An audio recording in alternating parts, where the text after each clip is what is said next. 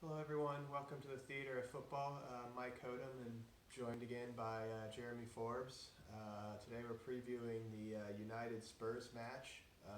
First, we just wanted to touch upon yesterday's matches. We saw Villa able to hold Sheffield United to a 0-0 draw with the help of Some wonderful controversy. the lack of goal line technology, if you want to call it that, and then basically kind of status quo up at the Etihad with City cruising to a 3-0 victory over Arsenal and some really classic David Luiz action there. So that was entertaining. Nice to have the Premier League back.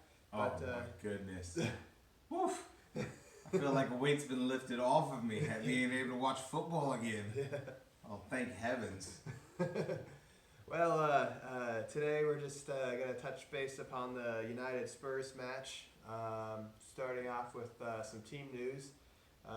Dele Alli suspended due to behavior during the lockdown. However, Spurs have both Son and Kane back from injury, along with Sissoko. So their squad's probably much stronger, even without Alli, than it was before the break. And then Lo Celso, I guess, has a late fitness test, they're saying today. United team news, of course, Pogba and Rashford are back from injury. We also have Jones and Tuanzebe, who Solskjaer said today aren't looking like they'll be fit enough to be in the team for our trip to the White Hart Lane. Oh, that's so disappointing. Jones, yeah. Jones not being available. I think Tuanzebe may have made the bench, but yeah, Jones, whether he was available or not, with the two extra subs, I still don't think he would have featured. But that's our team news. Another rumored bit of news this week was that Paul Pogba potentially will be left on the bench for Friday's game. So found that to be interesting. He and Bruno played together, and one of the two friendlies played over the weekend against West Brom. It was the friendly that we apparently lost 2-1. I don't know if that had played any role in Solskjaer's potential decision to maybe leave Pogba out. And it does remain to be seen if Pogba will in fact be left out. That's just a rumor that's being floated about. Of course, we were in good form without him prior to the break. So it'll be interesting to see if he starts, if he's on the bench, does he come on and play, will he and Bruno get some time together? These are all things that I think we're interested to see, and I'm sure you are too. In regards to that myself, I don't know. Like, I've been feeling that one of the main things for me in my thoughts of Pogba being healthy and being back is whether he's going to interrupt the chemistry of the team or not. And that was always my fear, because before he got injured, I think his head was not in the right space to be like a passionate, united team player. And I feel like even though we all have to admit he's an amazing, talented footballer. Definitely. He is. But even amazing, talented footballers at times don't play to the best level at a team that they're at. Mm-hmm. And you even see this. Sometimes an amazing footballer will play way better at his club team than at his country team, Or vice versa. So I think as of right now, where I stand on the matter is that I would like to see him almost do like how we saw with Igalo, that he was willing to be for the team even if it meant him starting on the bench. And then when he came on in games, you could see that his energy, his passion, his desire to be playing with United, whether he started or he didn't, was there, and that encouraged the team as a whole. And then that made the team, even when he came on, look like, wow, that was a good substitute. He was needed in the team. And I would love to see that be the case in regards to this. That Ollie doesn't just cave to the thing of, oh, this is a big game against Spurs, we need him on the thing to start, and then let the chemistry as it's been going up until this point continue. And then if Pogba comes in and he plays well and he has that kind of drive and passion that we want to see from him, then great. You can think about in the next other couple of games coming up, him starting in and see how it works. Yeah, gradually bleeding him back into the team. Yeah. As far as like where Pogba's head's at, I don't really know where it might be. I would like to think that given his injury issues the last 12 months, and then this of course shutdown just when it was looking like he might return, that he'll be chomping at the bit to get back in the side. I would love to see that as well. Yeah, so hopefully that is the case. I do agree that between him and Rashford, I feel like the only one who regains their spot on merit is Rashford, just because he was a top goal scorer when he went down. So I just feel like I want him to bait back into the side. Yeah, I feel that. But with Fred's play so far this year, he's been one of our best players, I feel. McTominay's done well. He just returned from injury before the break.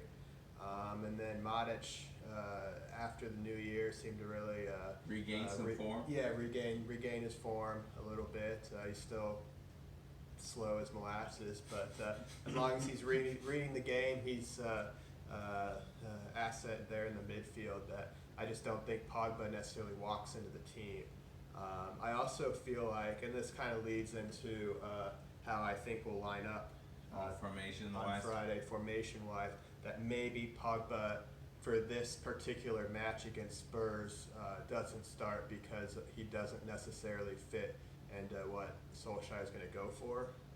I think for tomorrow, and it's not my favorite formation, but I think Solskjaer is going to just bring back the 3-5-2 like we played against City right before shutdown. So I look at De Gea in goal, Lindelof, Maguire, Shaw as the back three. You'll have Wan-Bissaka and Brandon Williams as the wing backs. I like that. And then you'll see Fred and either McTominay or Matic. I think he'll go with McTominay just because he has more legs there as holding midfielders. And then you'll see Bruno as more the number 10 with Rashford partnering Martial up top. So that's the team I expect to see tomorrow.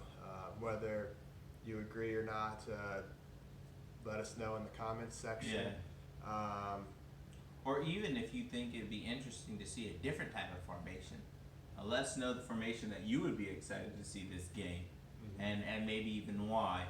And yeah, the more support that we get on things like this, then we can look to in the future be bringing people in to have their little talk during the time of why they feel maybe if a formation is different from ours, why they think that would go better. Absolutely. I'd like to see personally United play a 4-1-3-2 or 4-1. Excuse me. 4-1-2-3. Kind of similar to a formation like Liverpool or City play most of the time. So I think that just suits the modern game more.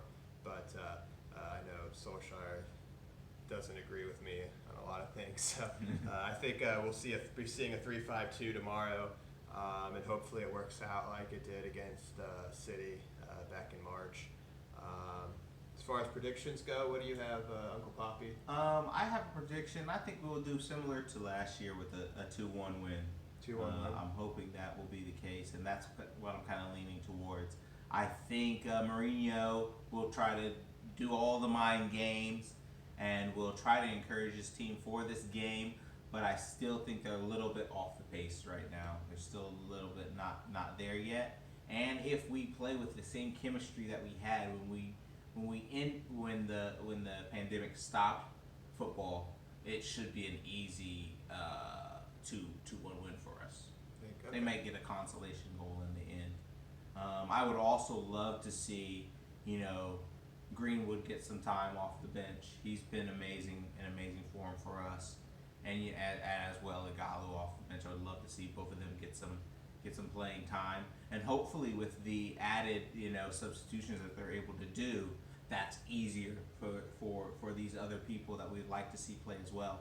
get some time, because then he doesn't have to feel so fearful about whether, oh, do I need to, do the conservative substitute here because I only have one more or something like that. So that's what I'm hoping for, and I'm just going to look forward to seeing what happens in the game and to be cheering for Man United again. Yeah, I hope 2-1 happens. It's 3 points to United. We need to start off fast. It's a mini season at this point, and with Sheffield United, unfortunately for them, dropping 2 points yesterday. Wolves, Chelsea, Spurs, of course, all around us in the table. We need to start asserting ourselves and moving away from those teams. So I actually think it'll finish 1-1. I think we'll start off brightly.